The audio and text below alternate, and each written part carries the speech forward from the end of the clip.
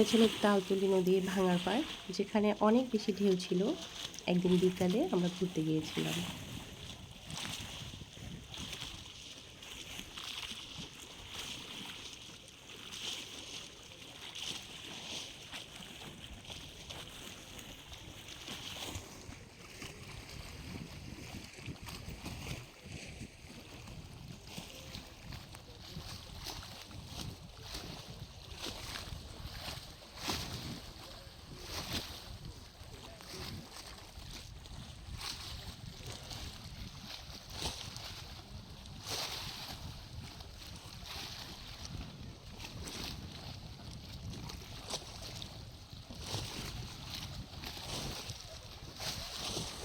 High দাও high দাও।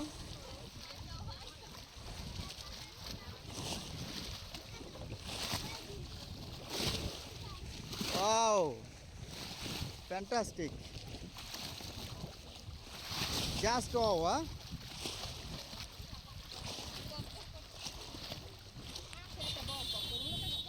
Just wow.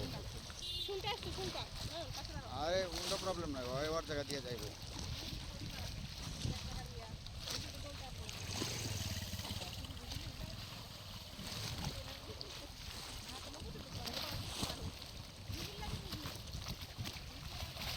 আজকে আজকে আজকে আজকে খুবই বাতাস, হ্যাঁ সেই পানির নদীর পানিটাও দোল খাচ্ছে, আর সাথে সাথে আমাদের মনটাও দোল খাচ্ছে, তাই না? নৌকাটায় উঠতে পারলে ভালো হইতো, হ্যাঁ রিয়া? সেই সেই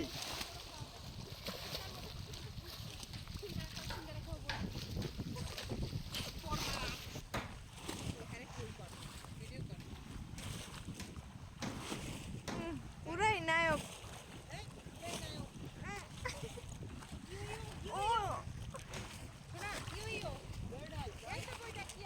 হ্যাঁ, ভেরি নাইস।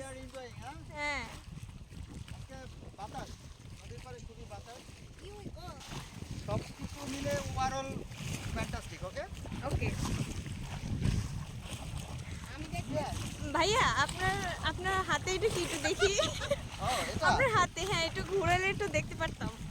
ও আচ্ছা, ঠিক আছে, আমরা আবার বেশি শখ করি না। আচ্ছা আচ্ছা মামা, আপনার হাতের এটা কি মানে কিসের, মানে এমনি নাকি? হ্যাঁ।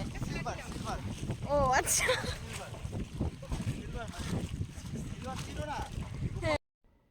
সেদিন মনের এবং প্রকৃতির আবহাওয়া এতটাই সুন্দর ছিল যে আমরা হাসির ছলে অনেক মজা করছিলাম।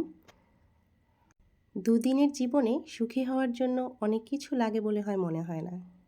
একটু ভালোবাসা, বিশ্বাস, ভরসা, এই তো। নদীর মতো প্রখর আর উচ্ছল জীবন নিয়ে বাঁচাটাই হচ্ছে প্রকৃত মানুষের একটা উদ্দেশ্য, যেটা সবারই থাকা উচিত। বিদেশে থাকার কারণে দেশের সৌন্দর্য, গন্ধ, স্বাদ কোনো কিছুই উপভোগ করতে পারে না। যার কারণে হঠাৎ করে দেশে আসলেই যখন দেখে যে বাইরের সবুজ, তখন ছোট বাচ্চাদের মতন হয়ে যায়। মনে হয় ও খুব খুশি, যেটা টাকা দিয়ে কিনেও পাওয়া যাবে না। আমরা সবসময় যা চাই মামা এদিকে তা সেই সবসময় ঠিক ভিডিওটা। হয় না, কিন্তু আমার মনে হয় আমাদের জন্য যা হয় ভালোর জন্যই হয়। জীবনে দুঃখ, কষ্ট, চিন্তা, ভাবনা সব কিছুই থাকবে, এর মধ্যেও সুখী হওয়ার চেষ্টা করতে হবে।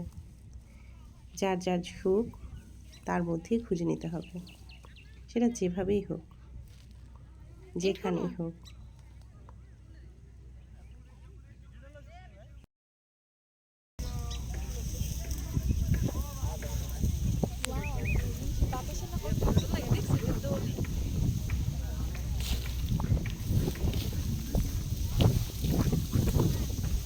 দেখছো কত সুন্দর লাগে দোলে।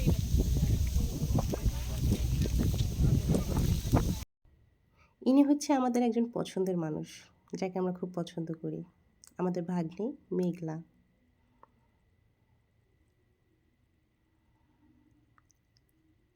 আর এই মানুষটি হচ্ছে আমার একান্তই পছন্দের মানুষ, আমার হাট্টিমাটিম টিম।